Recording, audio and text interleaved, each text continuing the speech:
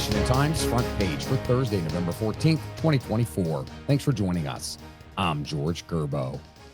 Senate Republicans have elected their first new leader in 18 years, picking South Dakota Senator John Thune to lead their majority in the next Congress. He won a three-way race on the second ballot, Lindsey McPherson reports, beating Senators John Cornyn of Texas and Rick Scott of Florida. The 63-year-old Thune replaces Senator Mitch McConnell of Kentucky, who announced he would step down after a record-breaking 18 years as Republican leader. President-elect Trump made his return to Washington to meet with House Republicans and confer with President Biden in the Oval Office. Jeff Murdoch and Alex Miller report the two men mutually pledged a smooth transfer of power after a bitter election in which they repeatedly disparaged each other. White House Press Secretary Karine Jean-Pierre described the meeting as very substantive and said the two presidents were cordial with each other. By meeting with Trump, President Biden honored the president-elect in a way that Trump eschewed after the 2020 election. Trump startled much of Washington in selecting Florida Representative Matt Gaetz for Attorney General, a nomination that some Republicans doubt will survive. In a statement, Jeff Murdoch, Tom Howell, and Seth MacLachlan report Trump said Gaetz will return the Justice Department to what he described as its true mission of fighting crime and upholding our democracy and Constitution. Trump also turned heads by selecting former Hawaii Democratic Representative Tulsi Gabbard to serve as Director of National Intelligence. He also confirmed he would nominate Florida Senator Marco Rubio to become Secretary of State. Trump's nomination of Army veteran and political commentator Pete Hegseth to lead the Department of Defense surprised supporters and opponents alike and raised immediate questions. Mike Glenn and Mallory Wilson report several congressional Republicans rushed to defend the unorthodox choice, but some Democrats and private military analysts questioned Hegseth's qualifications to carry out one of the nation's most complex and delicate posts. Hegseth was a combat infantry officer in Iraq and Afghanistan and is a graduate of Princeton and Harvard. Several Republican lawmakers want Congress to strip the security clearances from dozens of former U.S. intelligence officials who worked against President Trump in 2020. Gary Pickett reports Republicans have called for accountability from the 51 intelligence officials who asserted the contents of the laptop of Hunter Biden were likely Russian disinformation. The incoming Trump administration could revoke security clearances without congressional action, but some Republican lawmakers said doing so through legislation would ensure the punishment is administered. And finally, testimony from witnesses at a congressional hearing claimed the U.S. government has long operated a secretive UFO crash retrieval program and has routinely intimidated witnesses who know about the effort. Ben Wolfgang reports two subcommittees of the House Committee on Oversight and Accountability hosted the hearing, where former military officials testified the Pentagon and intelligence agencies have a vast trove of information on UFOs that has been hidden from the public. The witnesses said UFO research programs deep inside the Pentagon, CIA, and other arms of the government operate with hardly any oversight and with off-the-books budgets. Find all of today's front page stories at WashingtonTimes.com/front page or on the Washington Times app, and find us wherever you get your podcasts. You can also find us on social media at Wash Times for breaking news, sports, commentary, and more. For the Washington Times, I'm George Gerbo.